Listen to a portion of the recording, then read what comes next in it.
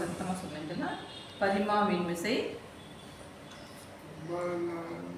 சத்தமாக பயின்ற வண்ணமும் எல்லாம் கேட்குற மாதிரி சொல்லணும். மீண்டு வாரா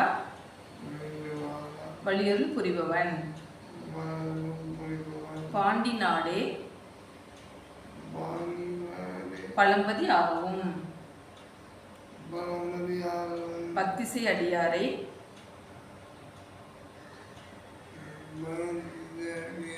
பரம்பரத்து உயிப்பவன் உத்திர கோசமங்கை ஊர் ஆகவும் திருச்சிற்றம்பலம். ஓம் நம சிவாய. சப்ஸ்கிரைப் பண்ணுங்க, லைக் பண்ணுங்க.